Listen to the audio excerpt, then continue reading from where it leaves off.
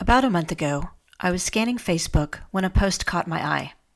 The account is called Find Dean Hare, and when I read it, I was surprised I hadn't heard of Dean's case before. Here's what the Facebook post said. Missing out of the Raleigh, North Carolina area. Possible in Greensboro, North Carolina. Philip Dean Hare. Missing since October 16th, 2018. Age 45. Weight 160 pounds. Height 6 feet 1 inch. Eyes brown. Hair brown. Body type average. May or may not have facial hair. Personality. He is known to be extremely funny and smart. Job types. Restaurant, bartender experience. Circumstances. Philip Hare left his apartment and his vehicle. No one has seen or heard from him since. From Philip's family. My family hasn't known where my cousin, Dean Hare, is now for almost 3 years. He has legally been declared a missing person. He is not the type of person that just decides to leave and stay gone, especially without letting a family member know he is okay. He lived in Raleigh, North Carolina, where he was last seen, but we have a belief that he may be in Greensboro, North Carolina, or even California. We need the public to make this post go viral. Our family needs answers and would love to bring him home. His mother, father, and brother are just grief-stricken over not knowing what happened to him. Any small detail that you may know may help in our searches. There are a number of missing persons cases right here in the Carolinas, and some have received more media attention than others. These are the stories that tug at our heartstrings, make us pray it never happens to anyone in our families, and wonder if there is still any way to find closure for these missing persons and their loved ones. I'm Renee Robertson. Please join me for Missing in the Carolinas. Episode 38, Philip Dean Hare, Jr. After reading the Facebook post, I reached out to the administrator of the Find Dean Hare Facebook page and learned that it is run by Dean's cousin, Lindsay. I contacted her to see if the family would be interested in sharing Dean's story on the Missing in the Carolinas podcast, since we have a lot of listeners from all over the state, as well as other parts of the country. Lindsay put me in touch with Dean's mother, Cindy, where I was able to find out more about Dean and what was happening in his life at the time he went missing. Besides one newspaper article that ran in the Daily Record in Dunn and a paid ad Cindy Hare took out in the Raleigh News and Observer, there hasn't been any media coverage of Dean's case. The family has been told by local media outlets that it isn't newsworthy enough, so I offered to help in any way that I could. Philip Dean Hare, Jr. was simply known as Dean by his friends and family. He grew up in eastern North Carolina in the town of Irwin. Dean was always a gifted student and ended up accepting a scholarship at the University of North Carolina at Chapel Hill. But after 3 years, Dean decided to leave school and begin working in the restaurant industry as a bartender. His mom, Cindy, says she and her husband, Philip, were disappointed when Dean made this choice, but they later came to realize he was probably experiencing burnout and accepted his decision to walk away from his education. He remained committed to everything else in his life after leaving school. At the time of his disappearance, he was living in the Raleigh apartments located near the Cameron Village Shopping Center in Raleigh, where he had resided for 14 years. He had also worked as a bartender at a nearby Romano's Macaroni Grill for 12 years and supplemented his income working for a local catering company. Cindy says his hobbies are reading, journaling, walking, meditation, and a general appreciation for the arts. He's always been a private person, but has a kind heart and is willing to help anyone in need if they ask him. She makes no bones about the fact that Dean is gay, but says that his family has always known that and accepted the fact. She doesn't believe he was in a relationship with anyone when he disappeared. Because he had worked in the restaurant industry for so long, which lends itself to late hours, Cindy often talked to Dean on the phone late in the evenings, because that's when he was most available. In late 2017, Dean appeared to be struggling with depression, and he left his job at the Macaroni Grill. Cindy told the Daily Record in Dunn, North Carolina, that she noticed a noticeable shift in Dean's demeanor and mood around Christmas 2017. He said he was just in a slump and would get through it. Cindy and Philip helped Dean because he was struggling to pay his rent, which had never happened before in the time he lived on his own. He told them he would get through it, though, and not to worry, and they tried not to. In August of 2018, Dean decided not to attend his brother's wedding due to finances and also not feeling up to seeing so many people at once. Philip drove to Raleigh to visit with Dean. He wanted to let Dean know that he could always return home to live with them while he got back on his feet. He said, "Son, there's no shame in getting behind and something not working out." He said that he and Cindy would help him move his things from the apartment and stay with them in Irwin so he could take some time to rest. But Dean was a prideful man who had lived independently without help for so many years, and he turned down the offer from his parents. A month later, in September 2018, Cindy received a text message that said it was from Dean. In the message, he said he was using a friend's phone and that he had taken a job in Greensboro, which is a little over an hour away from Raleigh, cleaning and painting some apartments. He told her that he was okay, but would be gone for a bit working on this job. He didn't mention who the job was with or where exactly he would be. At first, Cindy just thought maybe Dean had lost his phone, although she wondered a bit about the painting gig, because Dean had never done any contract work like that before. As I mentioned above, Dean is a writer and had spent many years after college working in the restaurant and food service industry. But Cindy and Philip had made plans to see Dean in early October, so she just figured she would see him then and all would be okay. Philip was undergoing treatment for lung cancer, and he was scheduled for a doctor's appointment in the Raleigh area on October 16th. On that day, Cindy and Philip had made plans to take Dean out to lunch and figured they'd go by his apartment to pick him up. But when they got there, he didn't answer the door, and she began worrying because she hadn't heard from him. She called the Raleigh Police Department, explained the situation, and asked for a welfare check. The apartment complex staff provided the officer who arrived with a key to get into the apartment, and they walked through it. Afterwards, he told Cindy and Philip that the apartment appeared clean and undisturbed, and there were no signs of forced entry or a struggle. Dean's car keys were left on the table, and the car was still in the parking lot of the complex. When Cindy talked to a few neighbors, they mentioned Dean had said he was going to Greensboro for a painting job, and no one had seen him for 2 or 3 weeks, which was unusual. Cindy and Philip talked to employees at the apartment complex on that day as they were waiting for the police to arrive, and they learned that Dean was about 2 or 3 months behind on his rent. This was the first they had heard of that, and when they offered to catch the rent up for Dean, they were told no. Cindy and Philip were upset that they were asked to leave the office and wait out in the parking lot for the police, and they're still unsure of why that happened. After the police left, the apartment complex had the sheriff's department put a padlock on Dean's apartment so no one could get in for 30 days. The next day, Cindy hired a law firm in Raleigh in order to try and gain access to Dean's apartment and retrieve his property, since they couldn't write a check to cover the past due rent. When he went missing, Dean's car was older and not drivable, but again, Cindy and Philip could not legally have it towed from the apartment complex because Dean's name was on the title. It stayed in the lot until the city of Raleigh had it towed a few months later. Cindy didn't hear from anyone at the apartment complex until December. It was then that she learned she had 1 day to remove all the furnishing from Dean's apartment.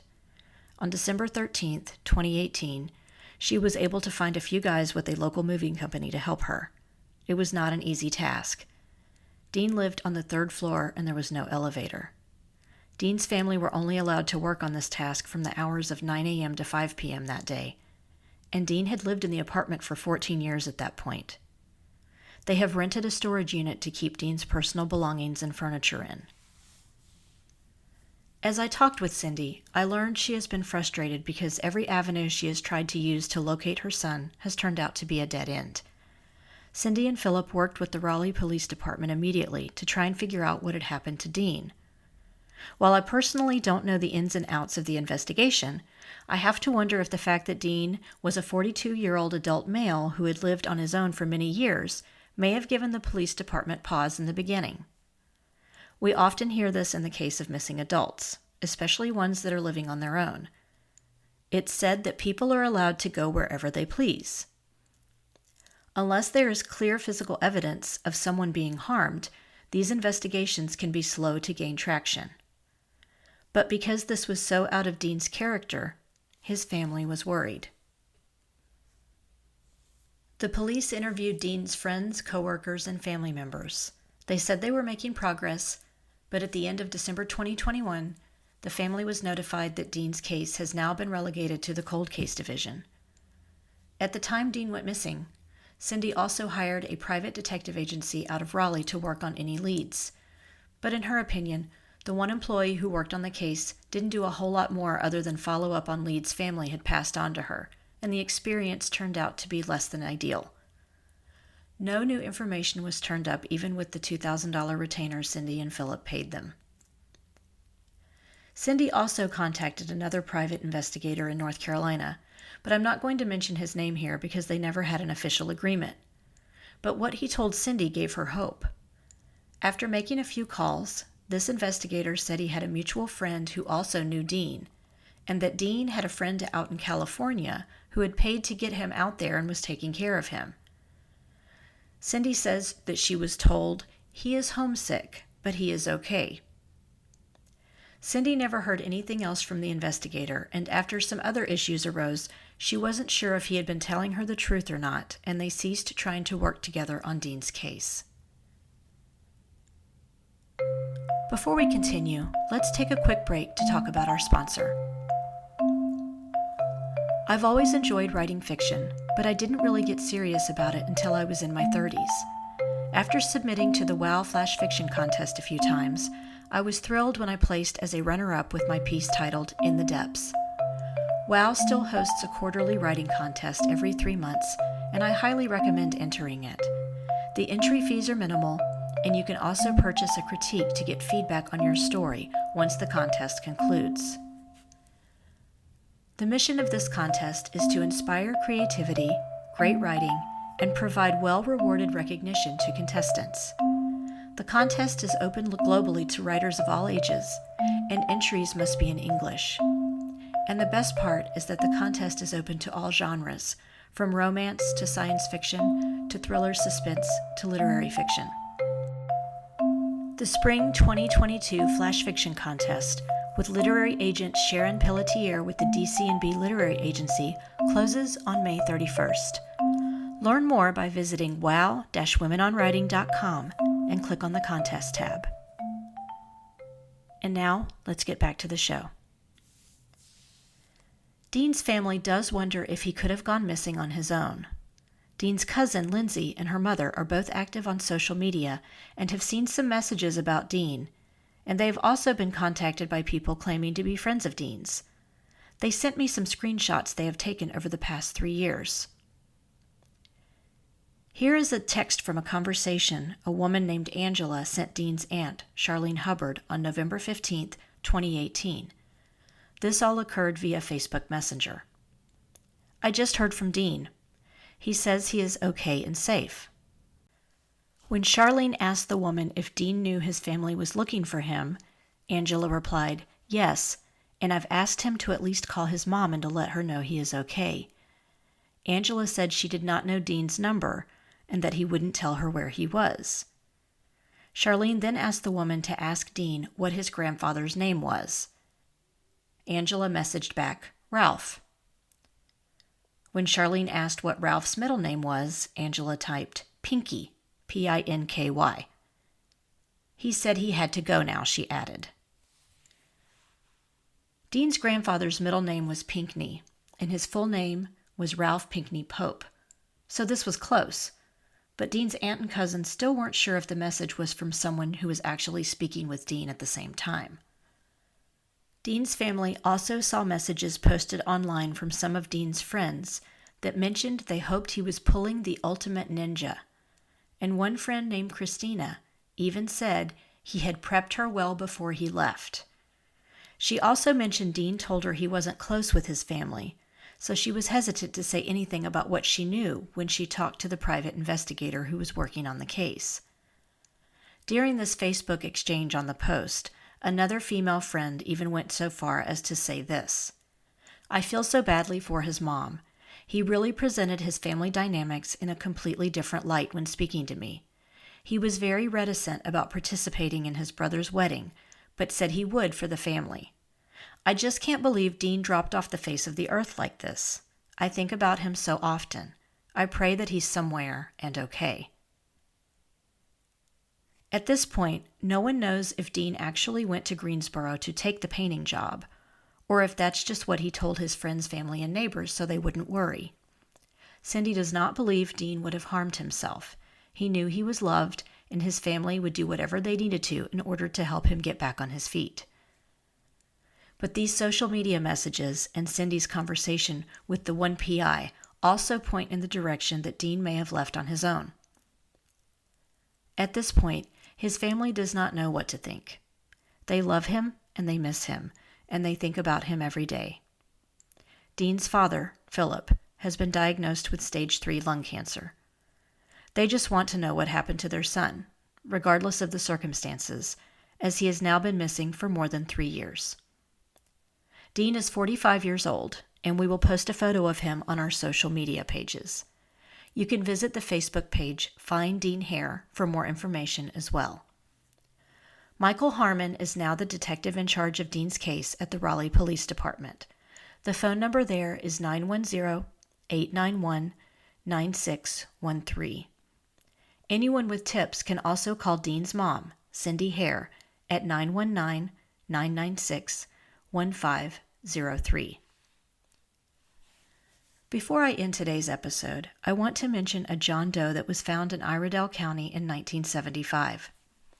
His information was listed on a website called Veteran Doe, which compiles John and Jane Doe cases with possible connections to the U.S. military. On September 19, 1975, the body of a black male was found wrapped in blankets on a rural unpaved road near the Davie County line, just off I-40 at the exit of US 64. The dead-end road led to a family campground. A highly flammable liquid was used to burn the victim's body. The man was estimated to be 25 to 40 years of age, had black hair, brown eyes, a mustache and beard, and a possible 1 to 1.5 inch scar on his lower right quadrant.